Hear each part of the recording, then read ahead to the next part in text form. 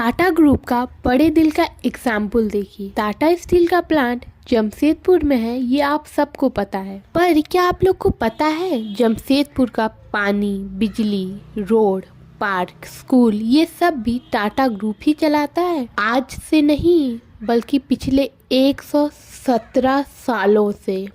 जमशेदपुर की जनता भी टाटा ग्रुप के इस योगदान से बहुत खुश है। इनफैक्ट ये जो जमशेदपुर है ना, पहले ये एक आदिवासी गांव हुआ करता था जिसका नाम साकची था। बाद में जमशेद जी के नाम से इसका नाम बदलकर जमशेदपुर रखा गया। आज हम लोग बात करेंगे आखिर टाटा ग्रुप ने जमशेदपुर का निर्माण किया कैसे। टाटा ग्रुप की चैरिटी के बारे में तो आप सब जानते ही हैं। टाटा ग्रुप की चैरिटी सबसे अलग होती है। लोग पैसे कमाते हैं उसके बाद चैरिटी करते हैं, लेकिन टाटा ग्रुप पैसे कमाता ही है चैरिटी करने के लिए। दूसरा, टाटा ग्रुप उसी इंडस्ट्री में एंटर करता है जिससे देश का भला हो सके। 1907 में स्टील का प्रोडक्शन करना कितना मुश्किल टास्क था, कोई करता नहीं था। पर जमशेद जी ने सोचा किसी भी देश का प्रगति करने के लिए जरूरी है कि उसका खुद का स्टील का प्रोडक्शन होना चाहिए। इसी गोल के साथ 1907 में उन्होंने टाटा स्टील का स्थापना किया। इसलिए नहीं कि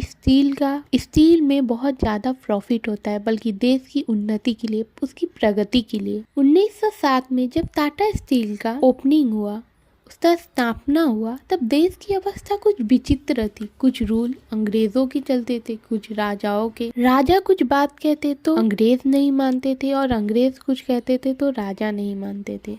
लैंड को लेके कुछ क्लियर नहीं था। उस वक्त जमशेद जी ने अपना सूझबूझ का परिचय दिया और दोनों को समझाया और एक गांव का चयन किया जिसका नाम था साकची। साकची को उन्होंने साइट के तौर पे फाइनल किया, क्योंकि स्टील प्रोडक्शन के लिए जो कोयला चाहिए होता है, पानी चाहिए होता है, वो साकची में आसानी से मिल रहा था। दूसरा, वो जो एरिया था वो ब्रिटिश टेरिटरी में आता था, मतलब वो ब्रिटिश गवर्नमेंट के अंदर आता था। और उस वक्त में जो लैंड ब्रिटिश गवर्नमेंट के अंदर आता था, अगर आप लोग उस लैंड को लेते हैं तो नॉर्मल जो लोग थे वो लोग कोई विरोध प्रदर्शन नहीं करते थे।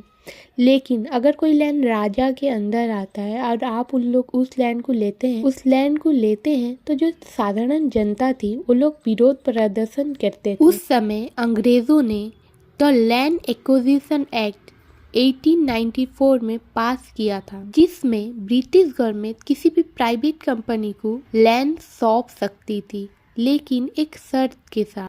वो शर्त क्या थी? थोड़ा बहुत पब्लिक यूज़ करना होगा उस लैंड का, थोड़ा बहुत मैन्युफैक्चरिंग और इंफ्रास्ट्रक्चर का काम करना पड़ेगा उस प्राइवेट कंपनी को। तो कानूनी रूप से उन लोग को लैंड मिल सकती थी। तो कानूनी रूप से लैंड उनको मिल सकती थी। तो 1907 में उन्होंने लैंड अपने नाम में कराया और काम करना स्टार्ट किया। उस लैंड के एक्ट में लिखा था कि लैंड प्राइवेट कंपनी को तभी मिलेगा जब उस लैंड में कोई काम स्टार्ट होगा, कोई लोगों की भलाई के लिए कुछ करा जाएगा। और एक बात आपको भी पता है और मुझे भी, अगर कोई भी जगह में कोई काम होता है लेकिन वहाँ पर पानी नहीं रहता, खाने के लिए व्यवस्था नहीं रहता, कोई सुविधा नहीं रहता, तो किसी को हम लोग 10,000 की जगह 50,000 भी क्यों ना देते, वो कोई नहीं जाएगा वहाँ करने, अगर वहाँ पर पानी बेसिक सुविधा नहीं है। तो जमशेद जी ने सोचा चलो जीरो से शुरू करते हैं। तो उन्होंने जीरो से स्टार्ट किया और एक शहर बनाने का सोचा। उस समय साकची एक छोटा सा गांव था, तो उन्होंने सोचा चलो पानी मैं देता हूँ, बिजली मैं देता हूँ, घर मैं देता हूँ, बच्चों को पढ़ने के लिए स्कूल मैं बना के देता हूँ। जो काम की उम्मीद आप लोग एक सरकार से करते हो, एक गवर्नमेंट से करते हो, वो सारा काम किया टाटा स्टील। नॉर्मली क्या होता है, एक कंपनी आती है, एक छोटे से गाँव में बसती है, उसके बाद अपनी कंपनी को बड़ा करती है। लेकिन टाटा स्टील आया, एक छोटे से गांव में बसा और उसने उस गांव को शहर बनाया, उस गांव की उन्नति की, उस गांव की प्रगति के लिए काम किया। ये डिफरेंस है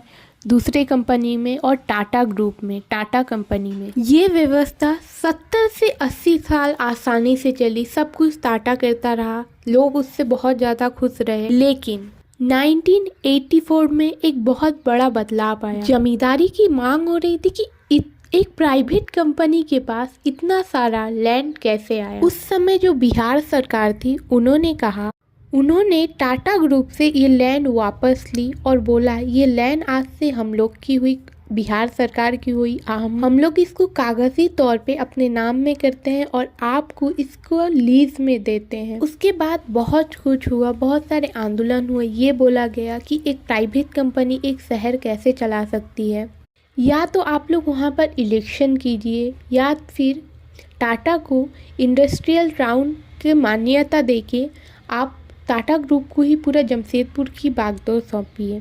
कुछ वक्त तक इसके ऊपर चर्चा चलती रही। कुछ वक्त तक जमशेदपुर को इंडस्ट्रियल टाउन की मान्यता दी गई और जमशेदपुर की बागडोर टाटा ग्रुप को सौंपा गया।